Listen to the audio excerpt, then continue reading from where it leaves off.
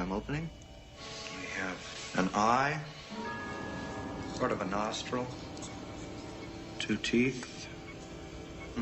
One of the teeth has a small cavity. Close call, folks, but I think we got here just in time. Presented by Maria Menounos and Kevin Undergaro. This is Anatomy of a Movie.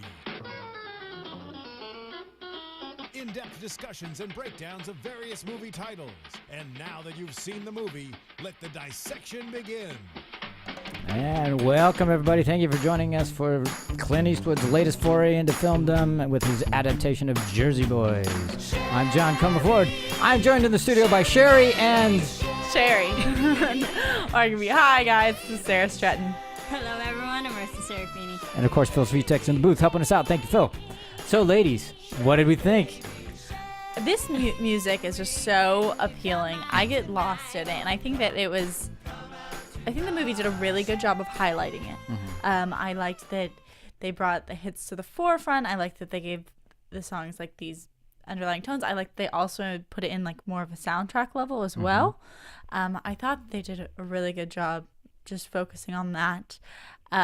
Overall, I thought it was fun. One of my favorite moments of seeing this film was I was walking out, and there was this older gentleman walking out kind of alongside me. And I wasn't talking to me or anything, but he was like, you could tell he was so happy. Like this movie like made his week.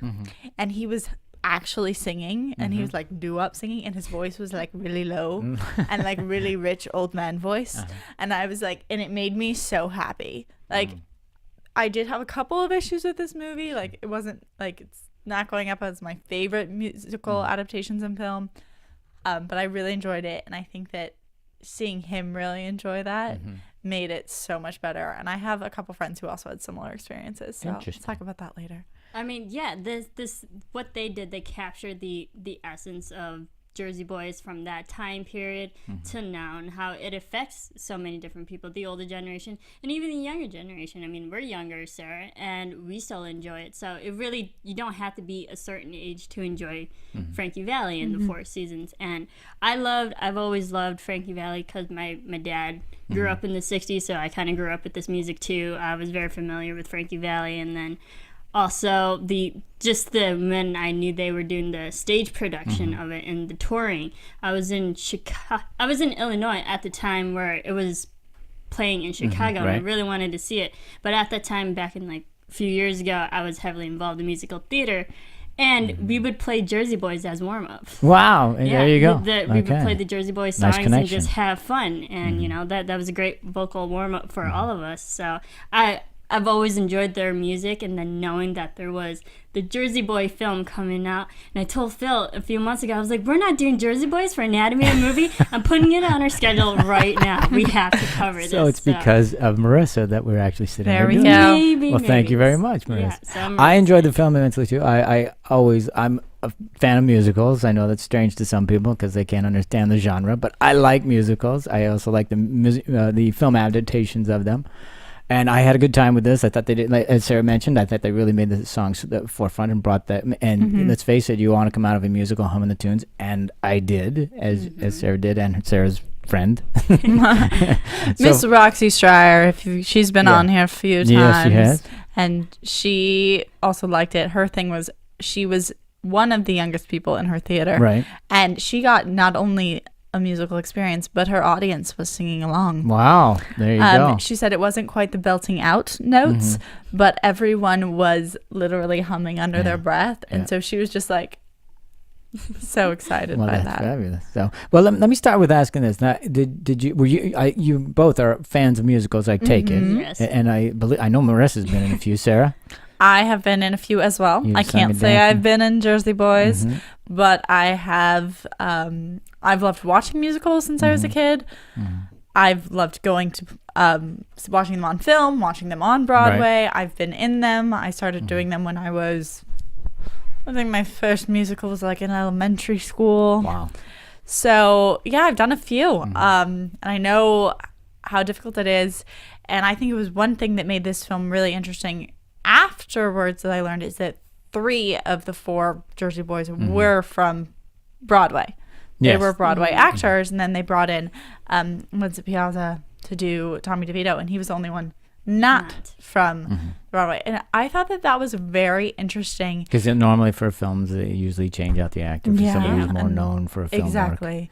And I thought that, first of all, being that they had a lot of experience with the characters, I feel like that made it very easy for them, or easier to get into character. Because Clint Eastwood said himself, he's like, these people have been devoting their lives to these characters. But it's a weird balance that I think they accomplished really well, because there's a different dynamic when you see them, singing to the camera, or they're like playing on the Ed Sullivan Show, or they're on stage and they're giving those like winks and stares. And that to me is very Broadway, but it's also, I think, really a good story of how it was portrayed when they came out. And then you got kind of the difference when they were just acting amongst each other. Right. And I felt that they portrayed those two levels of each of their characters really well.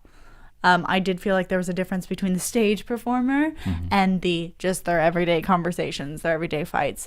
And so I applaud them for that. And the fact they were singing live on this, I was like, wow, good job, guys. I guess they're used to it, but I feel impressive. like their experience already with these characters for so long on stage, they already had their stage presence, and they made their portrayal of these characters more authentic, because they know how their characters talk and move and like the storyline, so they're more invested in the characters. And I think that portrayed really well on film, because sometimes it is hard to transition from the stage to film, there's different aspects of it, but I felt it seemed seamless. And watching them, like, these guys are amazing. It's like they're made for these parts, and then knowing that they came from Broadway is like, yep, that makes sense.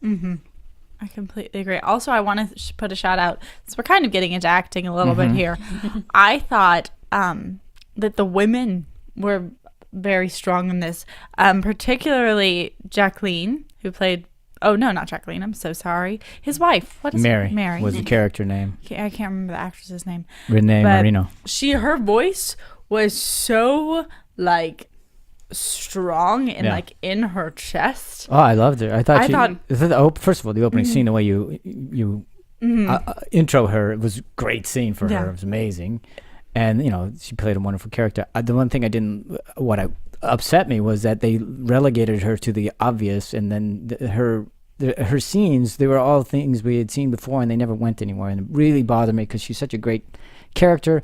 The actress played her really well, and then they gave her stuff that we've heard a million times, and I went, oh, please do something else. I agree with that, where her scenes were very like, you're never here, and she's the pill popping mother. I do think that like how she approached what she was given was done fantastic. No question about it. I agree. Like, the acting, I thought she did. At least like be like, she wasn't like, oh honey. No, like, she didn't gave play it. like She committed. That. She she didn't did play it. like a 50s No, housewife, all all cutesy. Like she was like, she did it full and out. mean It was and wonderful. I loved what she did. I just wish face. they had given her something more to play, and at least given her somewhere to go with it. Because every time we saw them after their initial meeting, it was pretty much they're just yelling at each other. It's the same argument. You're never here. I'm trying to make money for this. All that stuff. And we've heard it a million times. And they didn't even think of a new way to present that information, because that's a tried and true trope. yes. So I wish they'd done something else with Yeah, that. Go ahead. Renee Marino. She was actually from a Jersey Boys production too, and that's how she was brought on too. So, and this is her first film character that she has portrayed. Well, I thought you did a great job at it. Really did. Especially the way you intro her. But that was the hard part. You intro somebody with that good of a scene. You please do something. Go with somewhere with it. And they just, for me, it didn't. So, but that was one of the challenges I had with it. Go ahead. Yeah, it's a difficult balance. They had so much to put in this movie. Not only do they have a true story, they have an adaptation of a Broadway show. Yeah, let's get into a little bit about how this came a movie. So we can talk about that first, and then we'll go off that. Obviously, it came from the musical. It was written. It was on Broadway in 2005. It started in early 2000. Bob Gaudio had the idea of turning their film music archive into a musical, much like Adler's Mamma Mia. Yeah. So they brought in the writers. Who was it? Rick Ellis, I think is how you pronounce his name, and Marshall Brickman.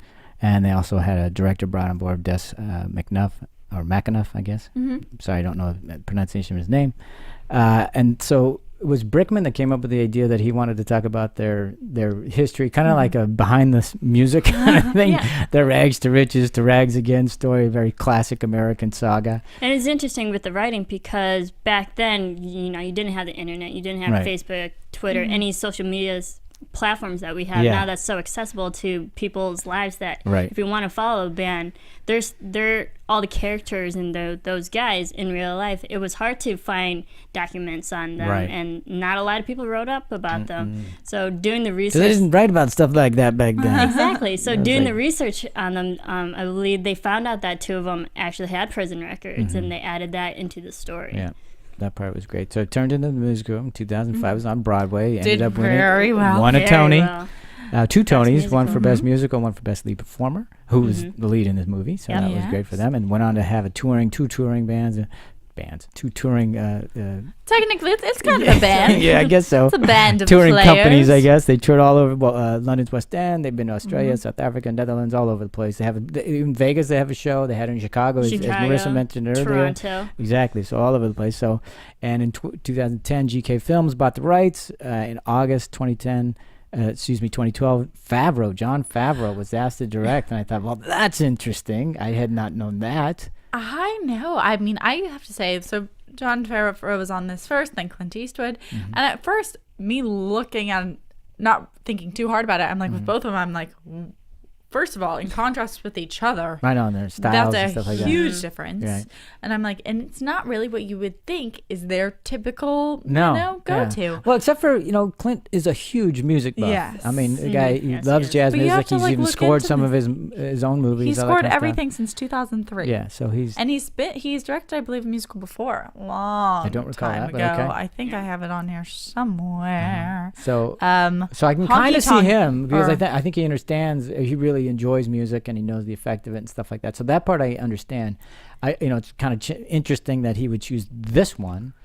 But maybe he really is a big fan of the Four Seasons. It's certainly in his era. Well, actually, he hadn't seen the Jersey Boys production. He hadn't? No, because Warner Brothers approached him and he was on. He's like, I haven't seen it. I don't know it. And, obviously he grew up in that time era too. But he went out for research, saw 3 different productions of Jersey Boys, and that's how he got his cast together. I think, from what I've read, a lot to do with Mr. Clint Eastwood, not to speak for him by any means, but just what I've noticed is he does all over the board, range of stuff.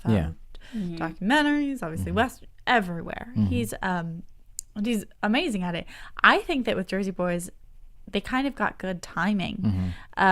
He was on his longest break from, I think, being in a film from since 1980. He normally backs up project after project. Oh, you mean between projects? Before Jersey Boys. I think he was waiting for something. Waiting for something to do, and he has such a good relationship with Warner Brothers. He's done over 20 films with them. Clearly, that they trust each other, they like each other, and. But I think the last musical he was in was Paint Your Wagon. I mean, he was part of.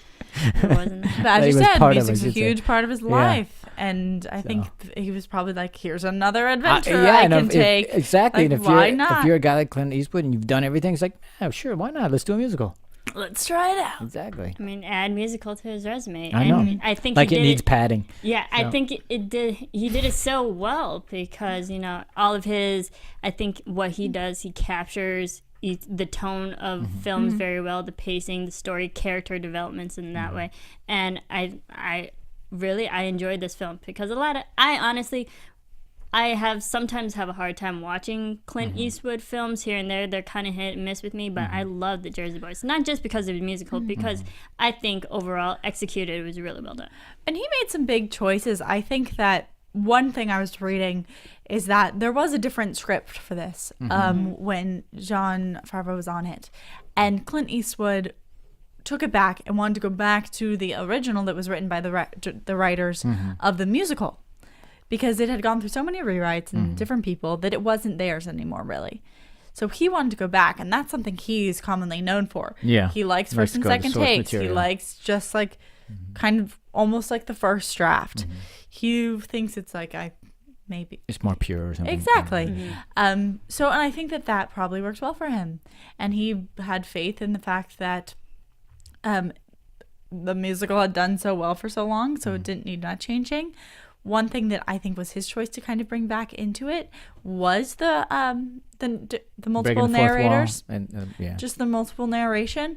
I think it seems that when the first script he was approached with didn't have that, Yeah. and then he went back to the Well, I original. love the which did. convention of it, the whole idea that the four seasons they tell it from the four members' point of view. I love that it's spring, summer, winter, fall. I think that's a great convention. I think it worked really well on stage. It was a little uneven for me in the movie so much, and that was a challenge for me. And I think so because on stage you had the live audience reacting to you when you're breaking that fourth wall. You're talking to them, and you get the reaction back immediately. And then in film, sometimes it's used, and then but that's the delayed reaction because the audience is there, but they're not receiving it when they're filming. So those kind of conventions cannot translate as well.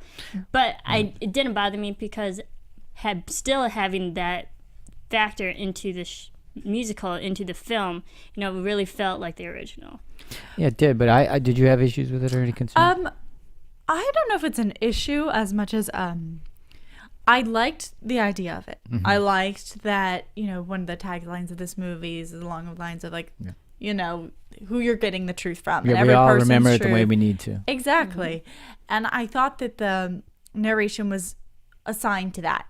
Like where it missed for me was on two things. One, I didn't feel like there was an exact order to why certain people narrated certain things.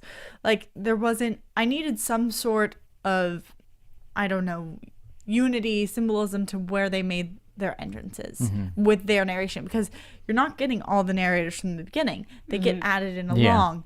And so I thought it was like, is it when they actually learn what their truth is? I was searching for the reason that they were when they came in the way they prone did to speak the fourth wall. Well, originally it was intended that they would spring, summer, winter, fall. And the spring and summer were the ascendancy of the group until they get to their zenith, which is the act break, and then and then it's the fall and winter, which is of course their downfall, etc. So that's what it was originally intended to do. But I had challenges with it because it felt like that wasn't part of this particular thing, or at least it wasn't as specific or organic, I should say. Like, I don't know if it just needed like a line to Something. tell me that, like in the summer, in the fall. Yeah, I don't know I about don't that know if part there of was it. some sort of thing, but I was just like, okay, well, I understand that this person has a point of view and is bringing forth some aspect of the story that I wouldn't have gotten if they weren't speaking. Like, for instance, when they're on the Ed Sullivan show, right? And then finally he starts talking and he's like, but really, this is what happened. I was like, oh, so that's your truth. That's what you're hanging on to. Exactly, But there was there wasn't a form of like why each one or a connection. The structure of that was a little bit. It was a little off. And then on top of that, the other thing that I found really weird is I think you're waiting so long, in my opinion, for Frankie's. Yeah. And they hint at it multiple times. Right. First of all, when you get his voiceover, then you're following him through his apartment, and when he's about to break up with the redhead. Right. Like, they trick you into thinking that might be a narration for a little bit and not talking to her. And then at the end, they have a couple of tricks with the camera where they're like zoom into the close-up. He gets a look. There's even one where he looks to camera, and they're still not giving it to you until like the very end, and he's like not even himself. He's just he's the older version.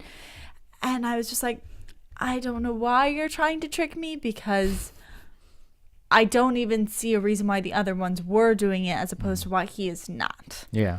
I mean, I thought about that too, because we had so much of the voiceovers from the three other guys, and then we were waiting for Frankie's. But I felt like the last act was all Frankie's, because we did see his story. Yeah, I think that was the point they were trying to make. It was really pretty much his story at that His point without him personal actually story narrating it. But I still was a challenge there for me, because the first act was all Tommy's point of view, and it seemed very heavy, and then it just kind of diminished as we went on, and I went, and that for me was just it didn't hold as well as it did as I watched the stage production, and I loved the convention of it, and I was missing it the way I remembered it, and so that was a challenge, because I couldn't try to was trying to get out of what I wanted it to be rather than accept it the way it was. I think that the weird part at the end of the film, and I will give it that, when they're finally together and they're performing and they're their older selves, and then they're going one by one, their voiceovers, their last say. Right. And then we finally did get Frankie's voice, And then we do it again. It was placed, it was placed weirdly in the middle. You'd think he'd be at the end, but it was like two guys, then him, and then you would think Frankie would bookend everything, but he didn't. Exactly. And if it was, I like the beautiful idea that they kind of each in a way get a fourth. That would be really nice. To me, it just didn't. It didn't track real well. Yeah. It wasn't, there wasn't a consistency or I wasn't catching on to the, this is theirs, this is his, Yeah, or they found out what their real story is, or they had a big emotional shift. Yeah. And Frankie had so many like emotional things that hit him. And I was like, why is he not talking to us? Why are you trying to trick us? Why are you trying to make me think he's about to do this and then not doing it? And then when you present it, I do get his, and then we repeat. I was like, why do we have that repeat? But I do the narration in general. Yeah. Like when it first started, didn't bother me. No, not at all. I It was also kind knew of fun. it was coming. So it was kind of fun. I mean, it's a little, Goodfellas-esque and stuff and like that. And a lot of people had issues with that. I didn't, because I already knew it was coming, and I enjoy that. I love breaking the fourth wall. I don't have any problem with it, even if it's in film. It's okay. It's a movie, for crying out loud. And if, especially this particular movie is about the way we conveniently remember things, because we all remember it, and that happens all the time. It's like Rashomon effect. Exactly. So I kind of like that, playing with. We don't know what the truth of it is, and I'm sure there's bits of truth and bits of lies in all of it. I agree. And I think that on hitting the fact that this was a story not all about them being famous or being loved, they did add all of these, darker moments in their lives and troubles was really important to me. And it wasn't your typical like they showed a little bit of the fan craziness. Yeah. But it wasn't overwhelming like, no, they didn't. This is a beautiful performance. Look at all these hit records. Look at all the fame. It was much more the other side. It was much more of all the hardships they were going on, and even in like their biggest highlights of their career, the actual focus wasn't on those shows or I those actually performances. missed a little bit of it though. I wanted just a little bit of it, just it was like, because I didn't get to see I saw their ascendancy, and then I was like, what, can't I see the big thing? I wanted just a little bit of it, because I enjoy it. I want to know, take them to the zenith and then take them down. That's what I wanted to see. You're like, I want to see them so happy. Yeah. I mean, I did. I think they did lack a little bit of the audience reaction too. We learned over the years that they did become big, and they had three big hits in a row. Huge How hits. did the audience react to that? But we saw the downside with it as well. I think that's interesting though, because I think that just in performing in general and people who are successful in general, so much of public opinion is that their life is so grand, so great, like everything must be perfect because they're making money and they have popular songs or movies or whatnot. And I think it's interesting that it's not always like that. No, even that part's if great. they're putting on a smile to I love the backstage stuff face, and all the it's stuff like, that they're going wow, through. Yeah. It's like, no, actually terrific. everything's a mess. That's and I really enjoy that. And I'm not talking about I needed a bunch of it. I just need a montage. Just a little. Just a montage. Just show me a little bit, and because I just wanted it. I can't. I don't know why. Other than that's fun, and I want to see them. And the thing is, the context. You guys are, and they're even before my time, but they're way beyond your time. But they were up against, and I say that purposely. They're up against the Beatles and the Beach Boys, and they were winning some of those fights in terms of number one hits and all that stuff, and I think the context was really important. That's true. They did not, and they didn't have that. anything. There's no context for how big they were. Exactly, and that's what I wanted to say. That I wanted to see their reaction as artists, as musicians, but the other artists and musicians are big at that time. And we saw the little interaction with the Angels, the female group, and they they had their one song, only other but mention that was Frank Sinatra, but you didn't really see him, but. Because he was, whatever. But I'm going to use that would have, I think, helped the context of how huge they were. I agree with that, and it doesn't have to be a major plot point. No, where no, they no, have no, to no, battle any- not that at all. But it It's could just have been like, thrown in a little more. something to Who their competition because was. there's a lot of people who are going to see this movie who don't know the Four Seasons. You say that, Or think they don't know the or think four they do, yeah, they'll know their seasons. songs when they and hear then they them. hear the songs and they're like, oh. They won't even necessarily know the and title. This one, and Rock this Like a Man. one, Yeah, exactly. and this one, Yeah, and it's and just this hit one. after hit after Yeah. hit. I mean, my God. There is so much music Oh, it's great. in I loved this it. movie. And Just- you don't know you're a Four Seasons fan until you realize they did all those. Yeah. I love their songs. Yeah, and they exactly. actually didn't even play all their Jersey Oh, no, Boys not at songs. all. They cut a lot of them too. Yeah. So That's a much more to crazy. be it had. is crazy, but I love the way they highlighted them. I love the way they wove them into the story, and they used them as you mentioned, Sarah. I think you said soundtrack to it in some degree. I liked how Jersey Boys, the film aspect, I think did for me. It really explained how their characters came to this story and it came to this song. Yeah. And how, the transitional periods that may not really portray well on stage. Like, I'm going to use another example, Les Mis. That story is, that's a real story too. But overall, the musical play is really all just the music. But when they translate it to the film, I can understand how someone got from one place to another and how they transition into the song. And I think Jersey Boys, the film, did that well. How this song came about, what's the meaning behind Right, this? and I always love. I always want to know the story behind the song. I always know what compelled that artist to write that. But it was interesting because in the musical, the stage production, late December 1963. Was about his losing his virginity. Yeah. They didn't use that in the movie version. They used a different song, and I went, "Why? That's such a great."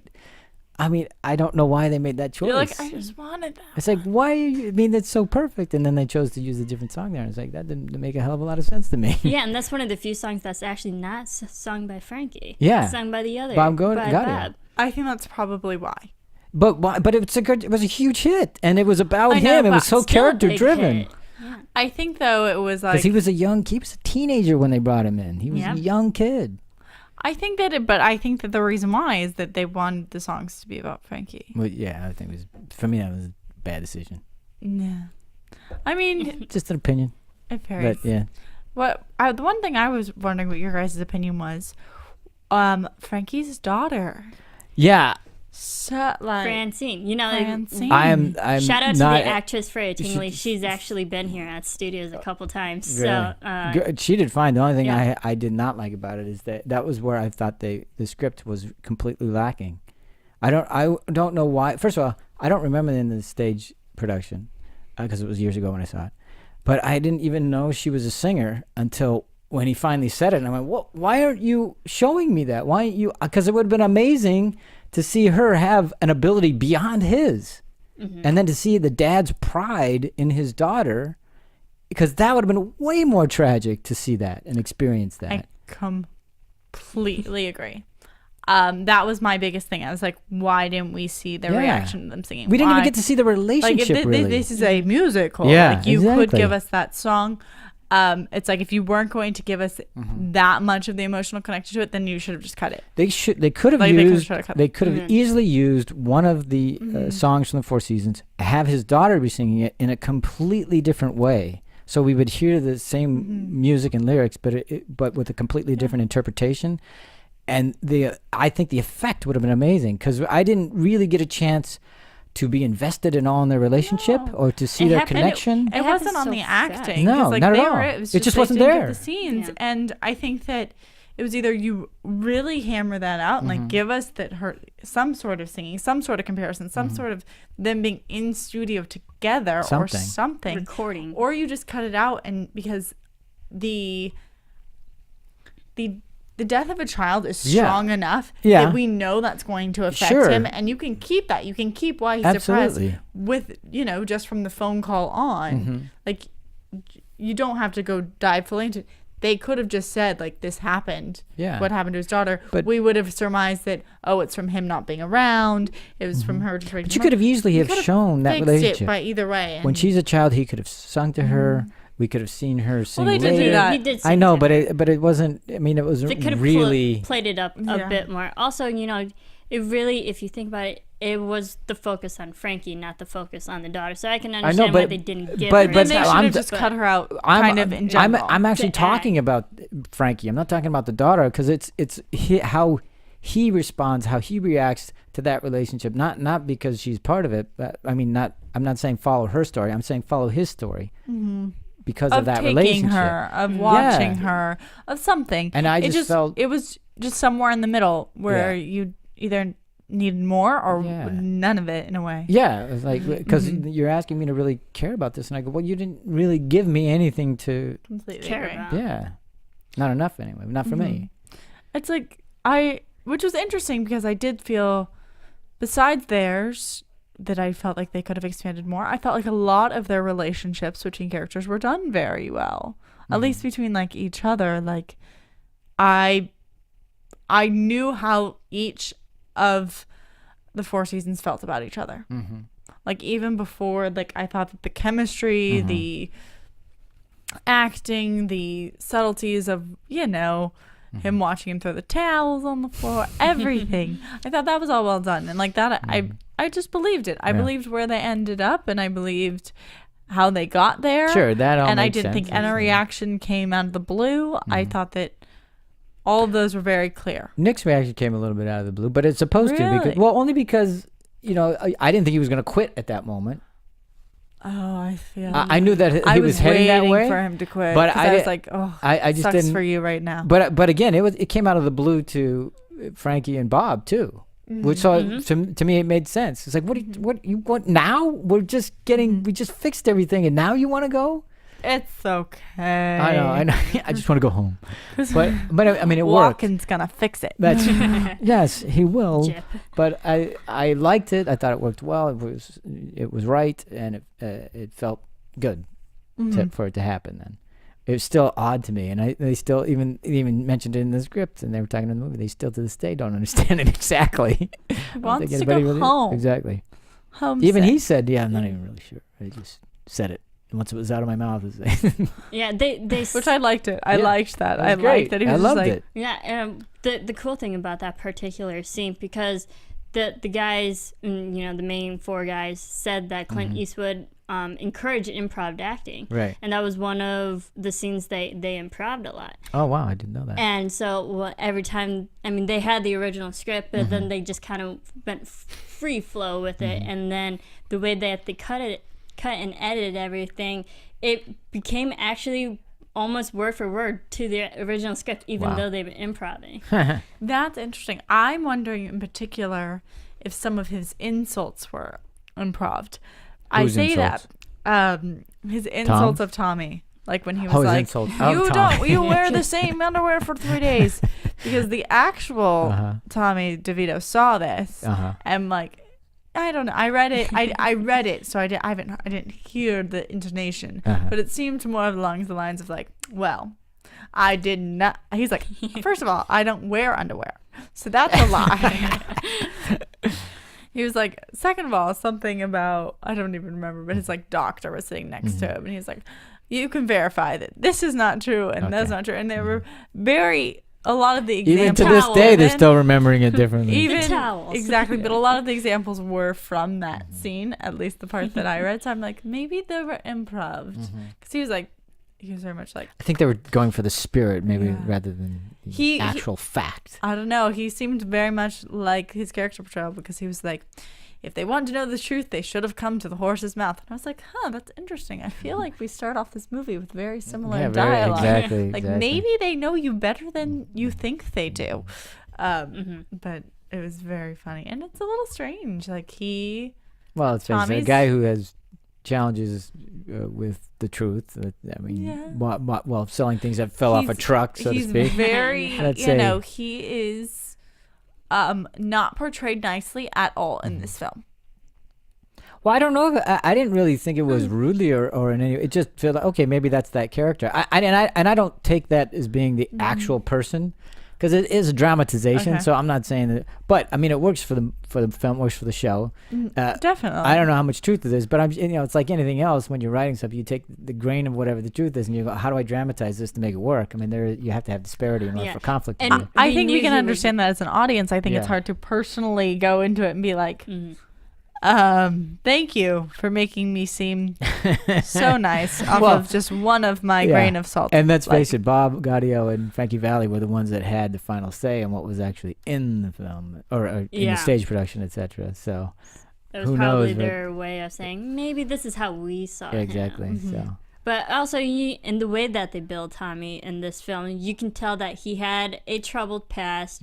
His past sins are going to eventually catch up to him and affect everyone else. So I think they did portray that nicely. That slow building tension that like literally, every good behind the music story, yeah, so it all that starts out. literally erupted in that scene. It's going, saying all your pet peeves with each other Yeah. and like getting it out and And clearing the air. ending with being close to $700,000 in debt or whatever the hell it is. Yeah, I mean that's how that scene ends. Oh, Like, yeah. we almost got $1 million in debt. that's Oh. so crazy. Yeah.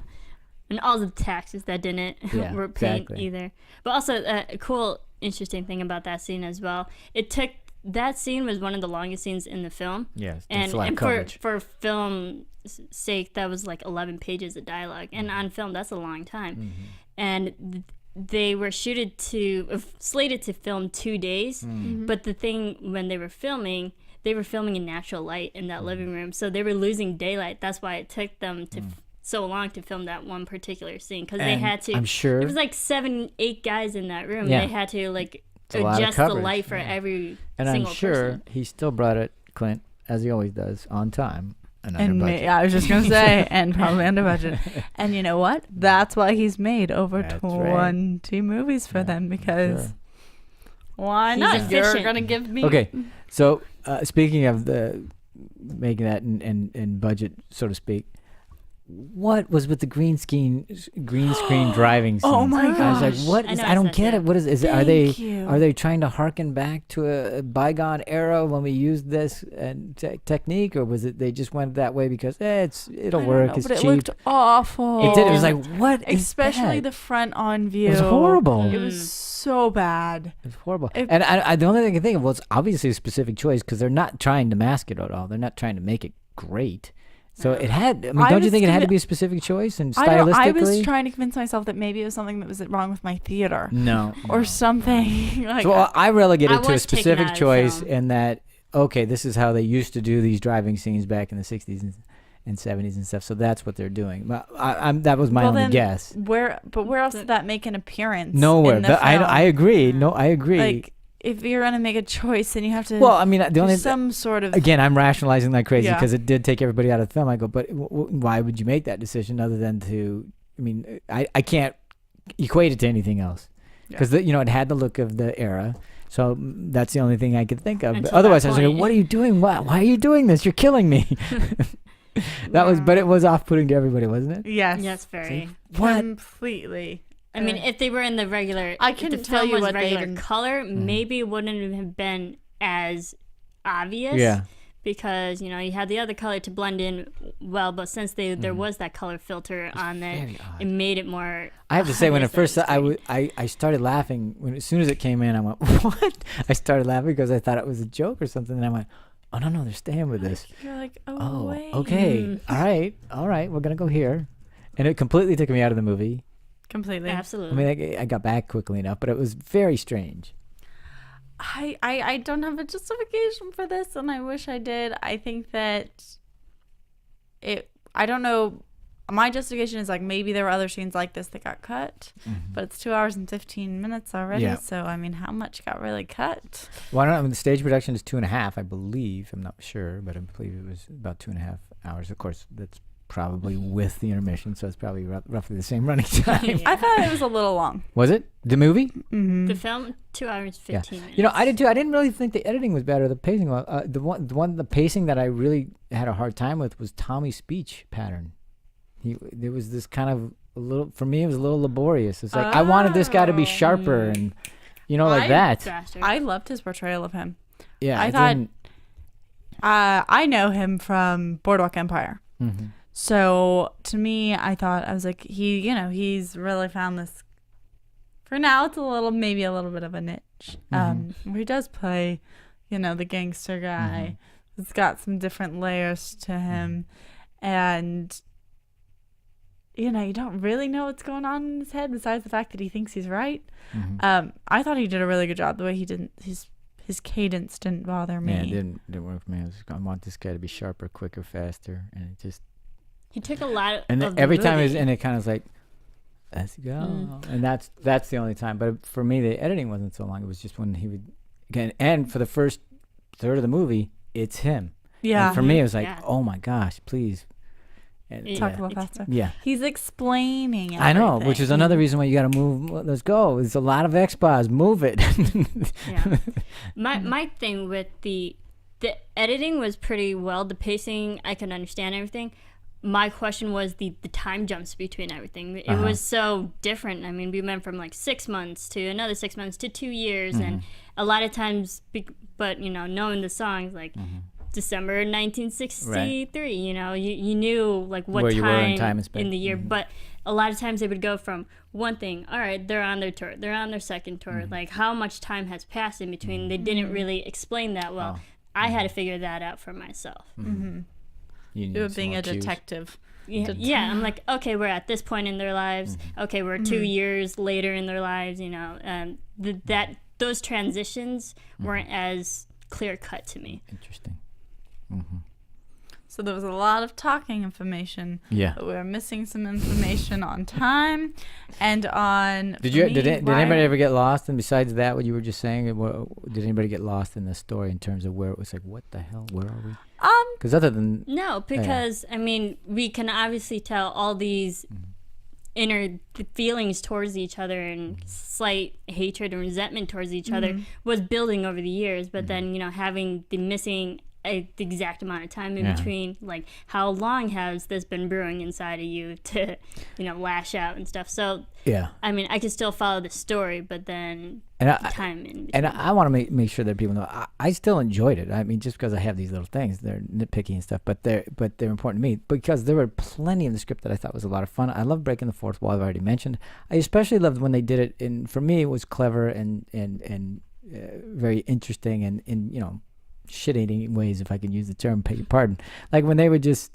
When they were watching the TV and the woman gets slapped and the big girls don't cry and he just does a look to the audience. Oh, I just love that stuff. I thought it was okay. There you go. I must say That for me was fun. I enjoyed that. Not the slap, but the way we got into it. and how that was very not what I was at all expecting. No, I like that. I loved the hidden gem lines of inspiration. Yeah. I loved their producer. I really liked Bob Crew. You liked Bob Crew. Who was he played by? Let's make sure that we mention his name here. I would have to look. I mean, Mike Doyle. No, yeah, Mike Doyle. Like Doyle, there's a Chris lot Walken. of I great liked work all of from their Mike. characters. I Yeah. thought they were fun.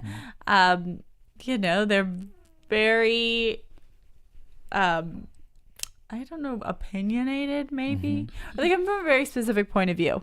And that's something you find in musicals all the time, especially like on Broadway. Like people come in with this kind of archetypes. In a way. very, very, very strong opinions. And I thought that they added some little twists, some little. They were more of the fun aspect to me.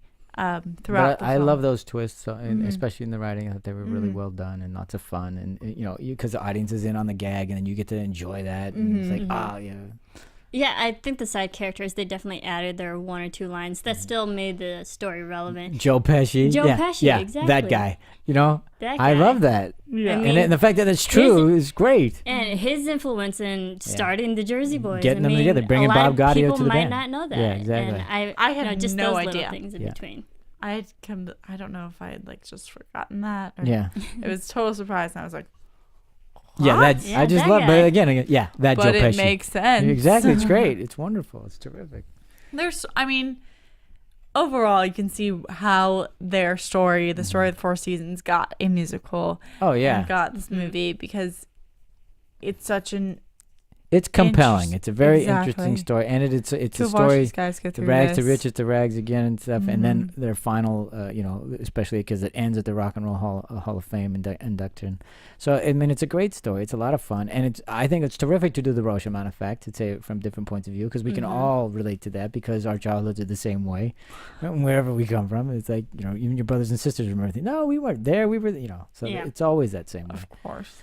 So, but it was very interesting to me. And again, because it's a musical, you get to have the fun with time and space, and like, why are people singing? Because that's a lot of my friends hate musicals because I don't understand it.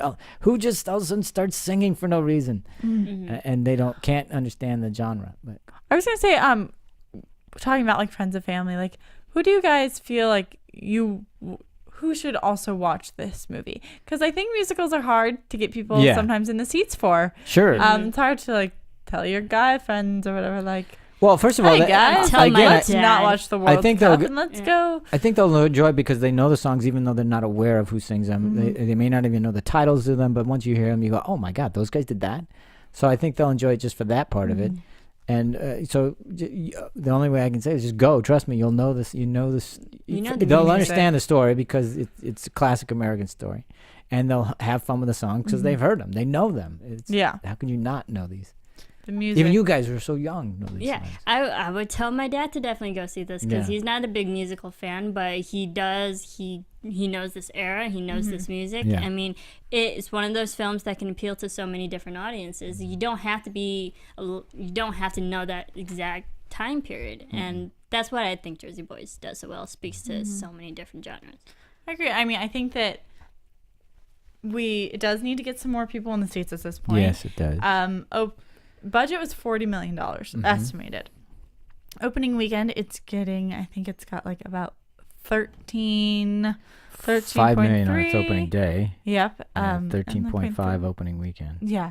So, Curtain's sitting at 15 million plus. yeah, and it's, worldwide. it didn't come in number one. It came in number 4 behind Think Like a Man 2, 22 Jump Street, How to Train Your Dragon 2. It's up against some stiff competition for Yeah. sure. So, Lots of sequels. exactly. It's like sequel mania. But it needs to get those seats and seats. Obviously, I mean, these guys have tons of fans on their own. Clint Eastwood, it's not going to hurt his career by any No, means for this movie not to do phenomenally in the box office.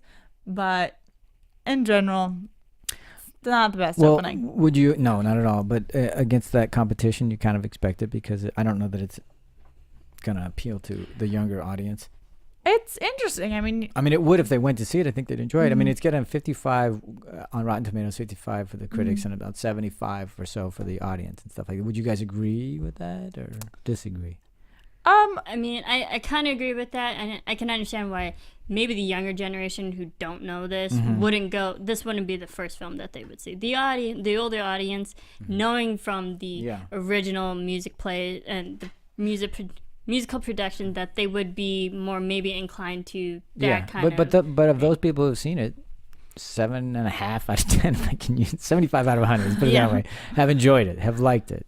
So do you think that's a fair? I mean, I for you liked guys? it, and I Yeah. feel I like the think people so. I was in a theater with liked it as well. Yeah. I do think it's a little hard to get the younger people in the audience for this movie because, I mean, it's competing with How to Train Your Dragon 2, Maleficent. Yeah.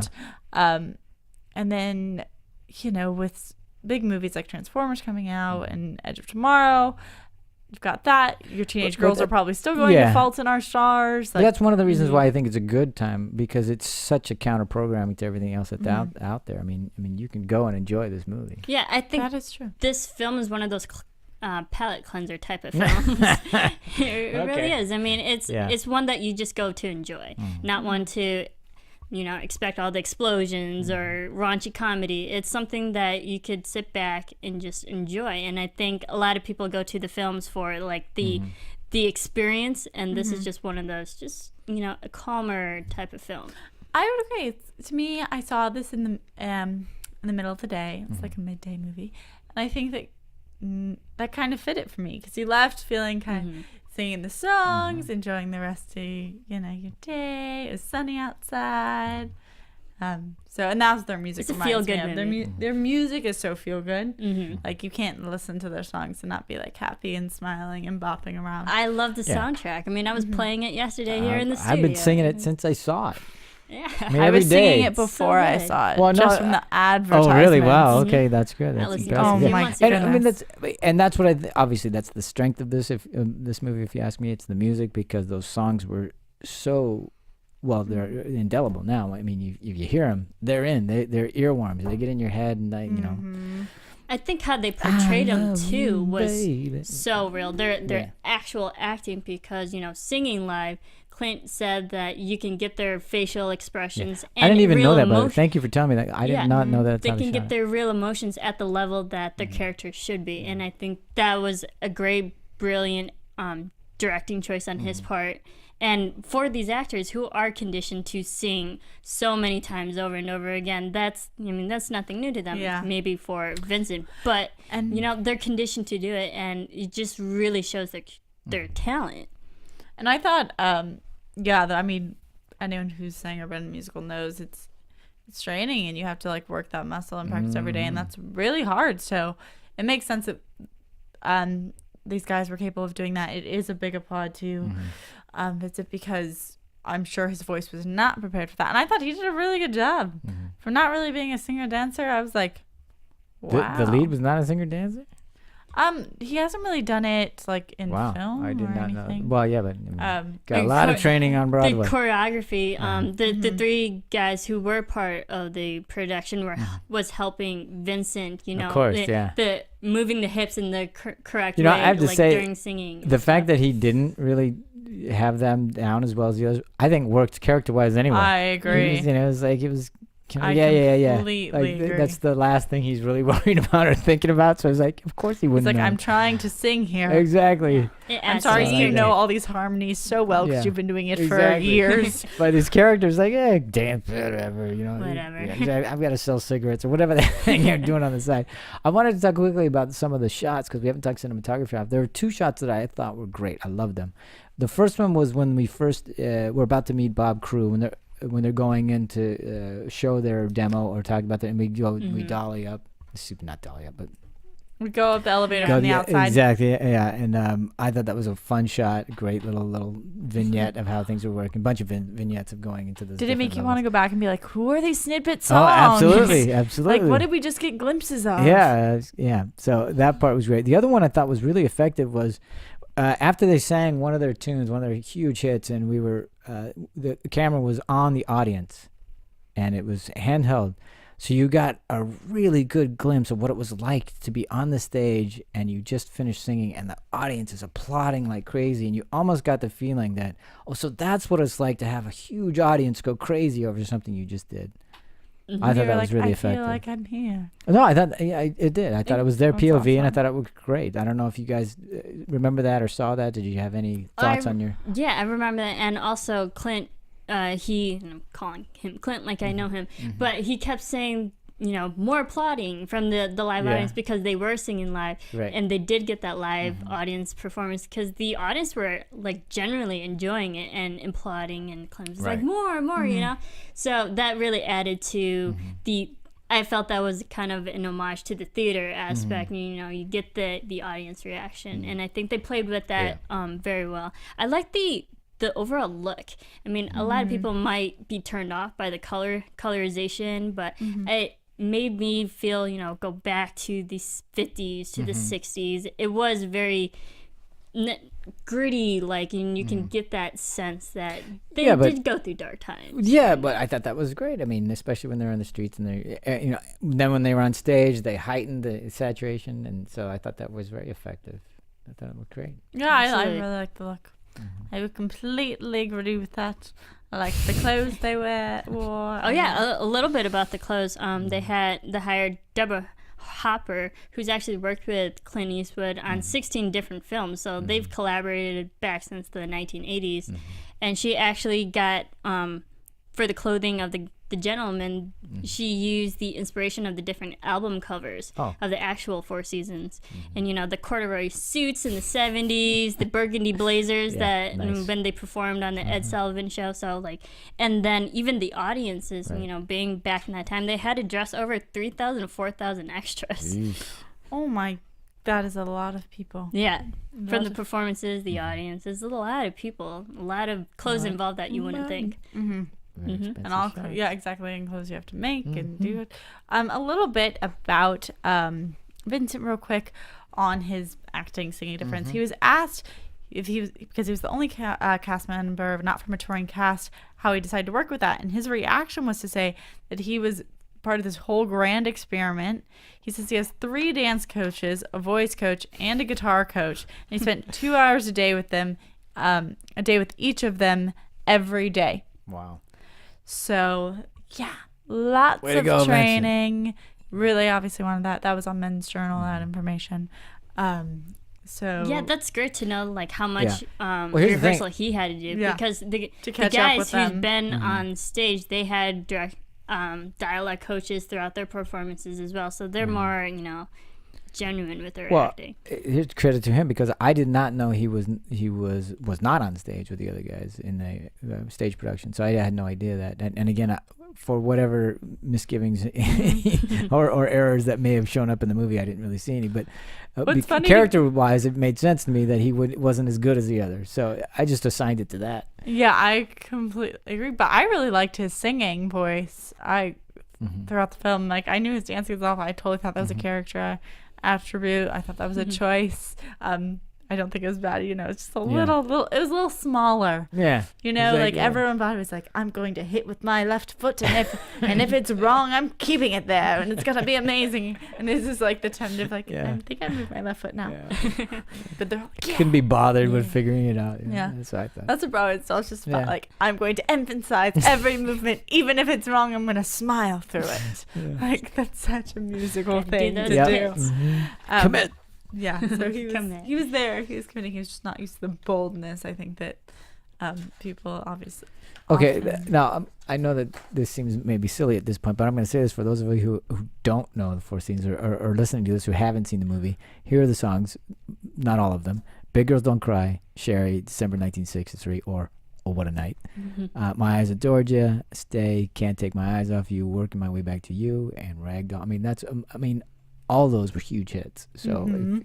And there was many. now if you more. don't know them by the title, go Google them. I mean, or go iTune them or whatever you And want what to do. I've heard the is great thing this about Four Seasons that they're very simple songs. Anyone, they're very earworm type of songs that, like, can get stuck in catchy. your head. Yes, very catchy, and you can sing them over and over again. I've been singing these songs all week.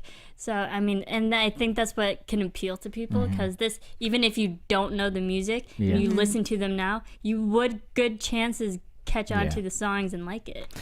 And I think that it has been shown that the movie or the advertisements or something is increasing. That there has been a rise in ticket sales for Jersey Boys, even though it's high. Like, Oh, is that right? The Nice. album's doing really good. I'm sure it is because Like- everybody's I gotta get that. Yep. It's So just hit people after are hit after listening, hit. hearing, and wanting to Yeah. hear more. So that's Yeah. exciting. And I especially love the way they did Can't Take My Eyes Off You.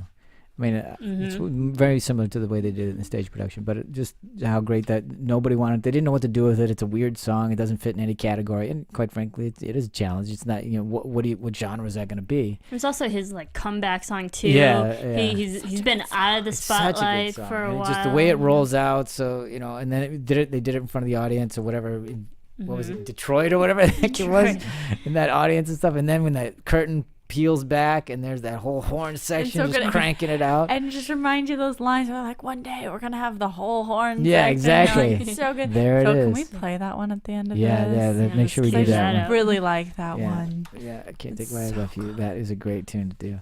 Let's see. What haven't we covered that you guys? Any favorite scenes you want to I talk feel about? like we've done, the acting. we've Yeah, done- just maybe a little bit more on how the actual men who were part of the music production got on board with the Okay, film. great. What I thought was interesting, John Lloyd, when he first auditioned for Jersey Boys, the musical production, Mm-hmm. he didn't get it.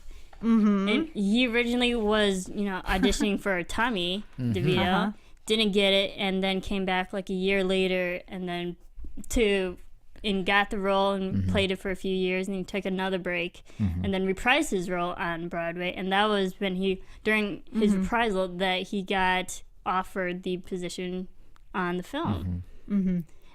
What I think was interesting, I think it was, who was it? Oh my goodness, I'm gonna probably have to re-open my computer. No, I want to say, I think it was Gaudio. You might have looked this up, but in John Farvey's version, Favreau, he auditioned for his role that he'd had on Broadway, and he didn't get it. Eric Bergen, you're talking about, the guy that did Baba Gaudio. I'm pretty sure, I'm like Okay. 90% sure Okay. that it was him. He did not get it. Wow. And then he came back to audition for Mr. Eastwood's version, and there you go. Now he's in the film. Yeah. But he said, like, even his agent called and they were like, "Oh, we're not gonna go with him." And he's like, we don't, something along the lines of like, he's not right for the Right for role the or something. part, It's yeah. like, you mean the part he's had for I know. 6 I know. years that But, everyone loves yeah. him in that one? No, I mean, That but you part? can kind of see it. I mean, let's face it. If you're starting him, he was. God, he was like, what is he, 17 when he started? Mhm. So He it's- was a teenager. That's And a challenge. also- Maybe that's Yeah. what they were thinking That he was- completely. Yeah, and But I actually liked Bob Gaudio. I mean, Eric's performance the best. I loved the way he was doing it. I loved thought he was his terrific. voice.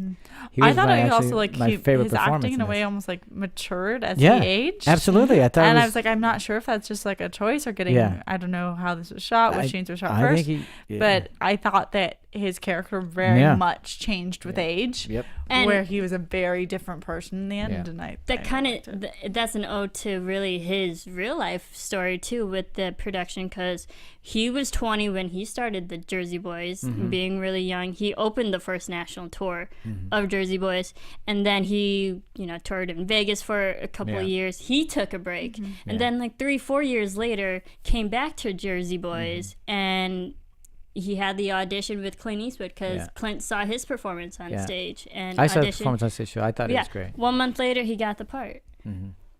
Well, because that's how it works with Clint. Decisiveness. That's right. Yeah. Yeah. that's- And Michael Who else we got? Lamenda, who played Nick, Nick. of course, he was part of it, and he was part of the Toronto production, Mm-hmm. but he also closed with the international tour. So we had Eric Bergen, who opened with the international, and Interesting. Michael Lamenda closed it. And we were talking about casting, and it's so interesting how tenuous that is, and it can really make Mm-hmm. or break a thing. Because I have to say that my wife saw this production in the stage production well before I did. Well, not well before. She saw it and she loved it so much. She said, "We're going. I'm taking you." And then 4 days later, we saw it again, but they had one different cast member, just one, and she kept going on, and I go, "This is a completely different show with a whole new person in it." And that was just 4 days later. So it would be. I mean, I can see why they were really Interesting. wanting to get it right, because I mean, it can really change things. So yes. Just a firm yes on that okay, one. one other thing that we were talking about that I want to make sure we mention, because I don't know how you guys felt about it. You know how we had challenges with the green screen on the front. Okay, I have to say, throughout, I thought they did a fabulous job with makeup and wardrobe and all this until they aged, and then I just had a real. It's like, what happened? You can definitely tell. I don't mean to, I'm not throwing anybody under the bus. It was just like, what happened? I think that part of that comes from I don't know how this is how I took that, because I had that reaction too. Okay. And a little bit of like, what is this makeup? going on? And then I thought about it more and I was like, this seems like very like I think I'm getting so used to them aging people digitally and doing like crazy things, like being able to like loosen the muscle fat off their cheeks Yeah. with a computer, Yeah. and like technology has reached that point. And Yeah. I was surprised because Clint Eastwood is very up to date with this Yeah. knowledge. Like he knows everything. It's not that he isn't Yeah. ready Again, to use it seemed like a choice. and they just totally backed away from that, where this very much felt like, just your regular heavy stage makeup. And it was almost as if Frankie could not act with the makeup on. For me, it was It like, hindered what? their Yeah, performances it and hindered their facial performance and stuff. expressions. To a degree that I was like, And- what? I mean, really? yeah. Might have It's been very like odd. also had they gone the digital route and enhanced that way or Cost. dehanced it. Yeah, it was the money. But I mean, I feel like they could have done it. Well, it would be one of the. It may have been a cost choice. Who knows? But if I can understand if it was. But you're also looking at, this is the close of the movie, and and we've been on the journey the whole time, and it felt like, oops, When we they turned fumbled. around and they were younger, Yeah, you were it's like like- so excited. Yes, I was like, oh my Okay, God, you're like, thank God. please. They're back to normal. Yeah, and speaking of that, let's talk about that curtain call and the final sequence and stuff like that. So, first of all, I love curtain calls. I do. I mean, I do. agree. They're I always fun. love curtain calls. Yeah, they're terrific. For guys who don't know what Did we're we like talking this? about, Yeah, it's okay. when, The show's You- over and the curtain Everyone's call. back. and everyone comes in. They have and their takes moment in front of bow- exactly. bow Yeah. and Okay, and they did that in this in a movie, and they did a really nice one for the movie. at the Did you end. enjoy it? Did you? I enjoyed it. I love the song that's playing. I mean, I was singing along. I caught myself singing in the in the theater, and I'm like, okay, I hope no one is bothered by this. I think it was so simple, and we liked knowing at the end like what they've all been through, and that they still kind of ended up together at the end, even though Well, because they you're will not- always be remembered for the music, and Yeah. And for even I mean even seasons. for the fact that they even they stopped the film in, and I'm sure Sarah has something to say. Go ahead, Sarah. Go ahead. Are we Please thinking talk- the same thing? I don't know. Talk about you're I just- chomping at the bits. to Oh, say it. I am. I know. I really like curtain calls. Mm-hmm. I really like that everyone was singing. I was happy. I was just waiting. I was just waiting so long for Christopher Walken. Yeah, I was like, what? Just sing. I 'Cause told that's what would have oh to do his made dance. it. I was like, he's a great dancer. Yeah, And it didn't He was a song and happen. dance man No. from And it way was back, so and I was like, sad.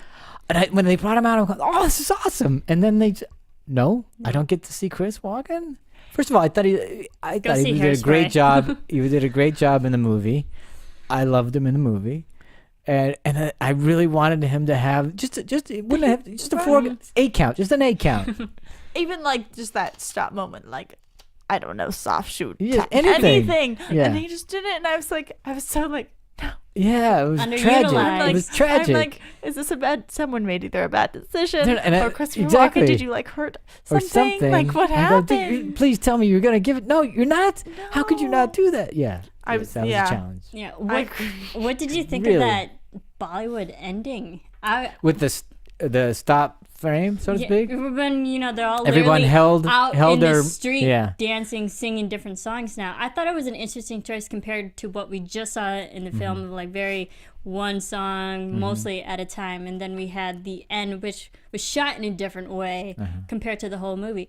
I mean, I didn't mind it. It was fun, and more energetic Mm-hmm. type of ending, but I was a little bit surprised by it. I was totally fine with it because I thought that it was like a huge like just call to this being coming from a musical, Mm-hmm. and so I was on board. I was like, okay, curtain call, like this is the spirit of the musical, like They're all this version dancing. did highlight a lot of the deeper problems of this band. I think as much as they portrayed the happy songs, they put just as much drama, like real life drama into it. So like this was kind of like your musical, like everybody be happy moment. Totally like that. I thought you were actually talking about the very end frame where they do hold it, and I was waiting for the like, okay guys, you can stop holding, because all of them looked like they were like waiting. Yeah. Like it wasn't like I'm gonna hold this forever. It was like, when are you calling cut? How long do I stay like this? Is the curtain already lowered? Like, can they still see my feet? Can they like that's the waiting? And I was just waiting for them to be like, okay, you're good. Yeah, that was. I was And wondering, breathe. you know, We're because clear. they're all obviously holding it, so you could see that they said, "Wait, just hold."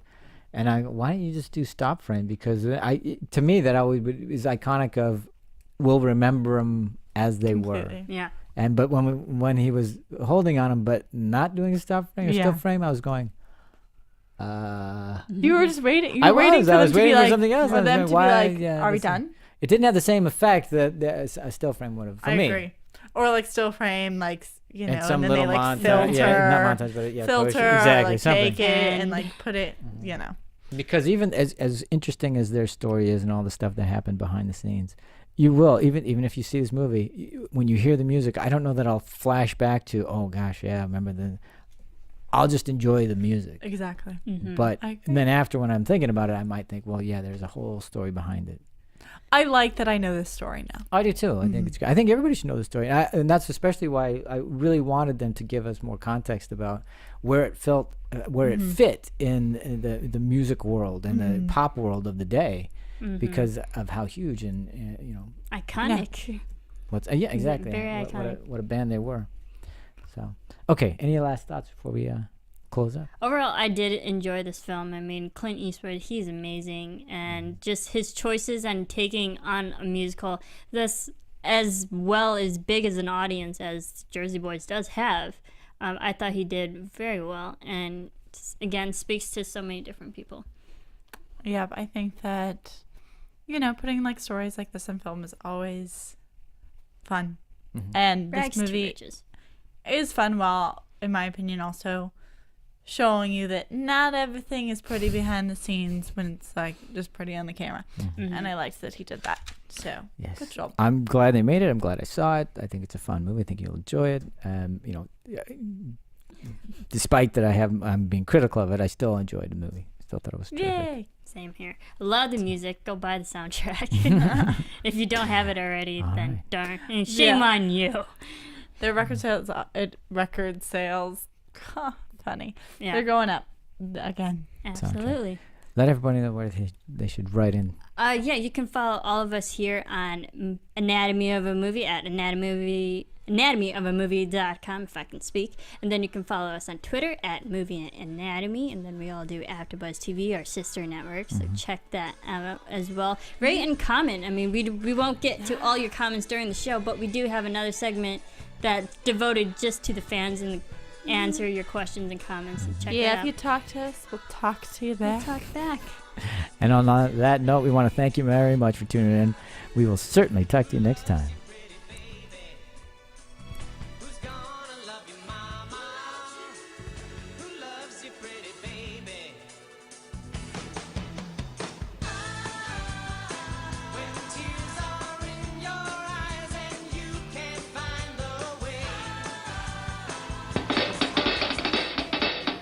From producers Maria Menounos, Kevin Undergaro, Phil Svitek, and the rest of the Anatomy of a Movie staff, we would like to thank you for listening and subscribing to the show. If you have any questions or comments, feel free to email or tweet us. I'm Sir Richard Wentworth, and this has been Anatomy of a Movie.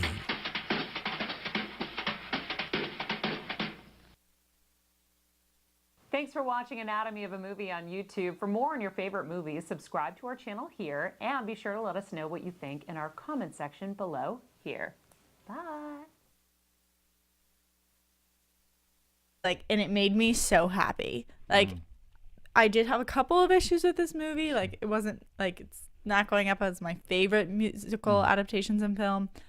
But I really enjoyed it, and I think that seeing him really enjoy that made it so much better. And I have a couple friends who also had similar experiences, so let's talk about that later. I mean, yeah, this what they did, they captured the essence of Jersey Boys from that time period to now, and how it affects so many different people, the older generation and even the younger generation. I mean, we're younger, Sarah, and we still enjoy it. So it really, you don't have to be a certain age to enjoy Frankie Valli and the Four Seasons. And I've always loved Frankie Valli because my dad grew up in the 60s, so I kind of grew up with this music too. I was very familiar with Frankie Valli, and then also when I knew they were doing the stage production of it and the touring.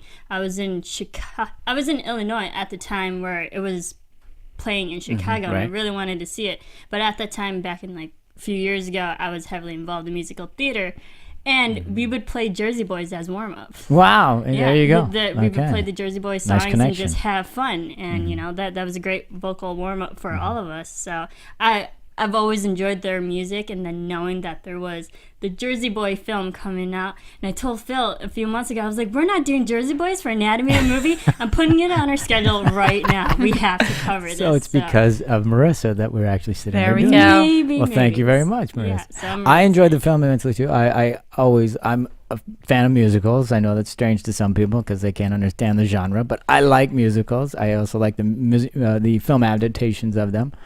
And I had a good time with this. I thought they did, as Sarah mentioned, I thought they really made the songs to the forefront and brought that. And let's face it, you want to come out of a musical humming the tunes, and I did, as Sarah did, and Sarah's friend. Miss Roxy Stryer, she's been on here a few times. Yes, she has. And she also liked it. Her thing was she was one of the youngest people in her theater. Right. And she got not only a musical experience, but her audience was singing along. Wow, there you go. She said it wasn't quite the belting out notes, but everyone was literally humming under their breath. And so she was just like, So excited Well, by that's that. fabulous. So, well, let me start with asking this. Now, you both are fans of musicals, I take it, Yes. and I know Marissa's been in a few. Sarah, I have been in a few as well. You I sang can't and say dancing. I've been in Jersey Boys, Mhm. but I have. I've loved watching musicals since I was a kid. I've loved going to watching them on film, watching them on Broadway. I've been in them. I started doing them when I was. I think my first musical was like in elementary school. wow, So yeah, I've done a few, and I know how difficult it is. And I think it was one thing that made this film really interesting. Afterwards, that I learned is that 3 of the 4 Jersey Boys were from Broadway. They Yes. were Broadway actors, and then they brought in Lindsay Piazza to do Tommy DeVito, and he was the only one not from Broadway. And I thought that was very interesting. because normally for films they usually change out the actor for somebody who's more and known for a film work. exactly.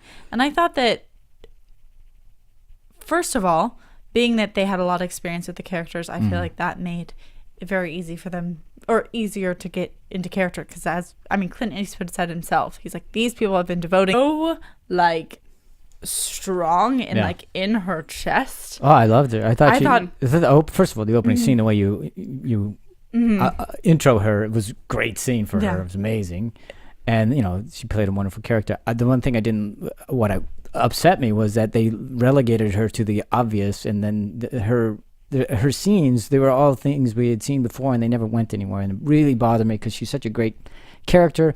The actress played her really well, and then they gave her stuff that we've heard a million times, and I went, oh, please do something else. I agree with that, where her scenes were very You're never here, and she's the pill popping, But your I mother do is think that how she approached what she was given Oh, was done fantastic. no question about it. I fantastically. agree. The acting, I she thought didn't she at least did. be like, she wasn't No. like, oh honey. No, like, she didn't gave play it. She like committed. That. She didn't did play it. like a 50th No, not at housewife all all. cutesy. Like she was like, No, she did it deep full and out. mean It was and wonderful. I in- loved what she did. I in just your wish face. they had given her something more to play, and at least given her somewhere to go with it.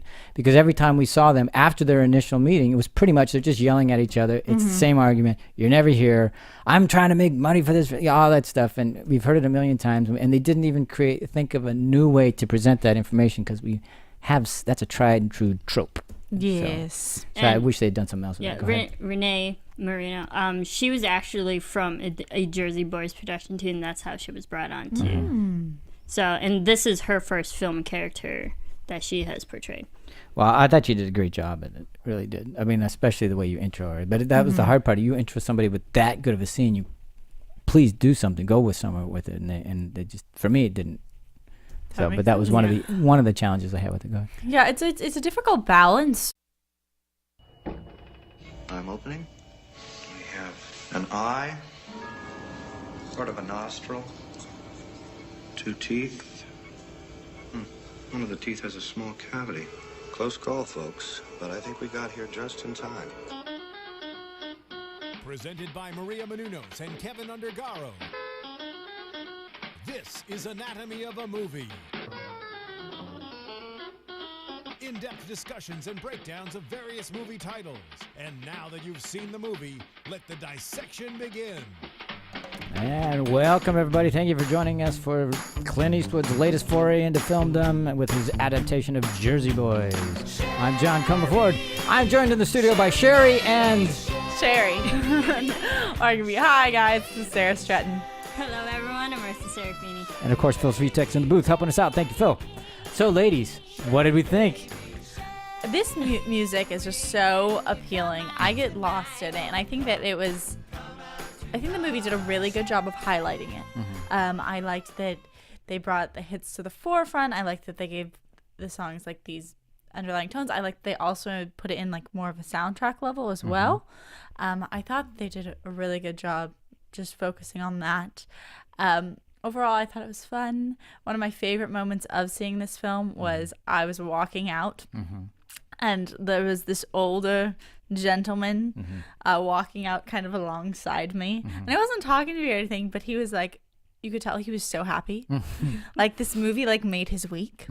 And he was actually singing, and he was like doo-wop singing, and his voice was like really low and like really rich old man voice. And I was in their lives to these characters. But it's a weird balance that I think they accomplished really well, because there's a different dynamic when you see them, singing to the camera, or they're like playing on the Ed Sullivan Show, or they're on stage and they're giving those like winks and stares. And that to me is very Broadway, but it's also, I think, really a good story of how it was portrayed when they came out. And then you got kind of the difference when they were just acting amongst each other. Right. And I felt that they portrayed those two levels of each of their characters really well. I did feel like there was a difference between the stage performer and just their everyday conversations, their everyday fights. And so I applaud them for that. And the fact they were singing live on this, I was like, wow, good job, guys. I mean, I guess they're used to it, but I feel impressive. like their experience already with these characters for so long on stage, they already have their stage presence, and they made their portrayal of these characters more authentic, because they know how their characters talk and move and like the storyline, so they're more invested in the characters, and I think that portrayed really well on film, because sometimes it is hard to transition from the stage to film. There's different aspects of it, but I felt it seemed seamless, and watching them, like, these guys are amazing. It's like they're made for these parts, and then knowing that they came from Broadway is like, yep, that makes sense. I completely agree. Also, I want to put a shout out, since we're kind of getting into acting a little bit here. I thought that the women were very strong in this, particularly Jacqueline, who played, oh no, not Jacqueline, I'm so sorry, his wife. What is Mary. Mary Was the character name. I can't remember the actress's name. Renee But Marino. her voice was so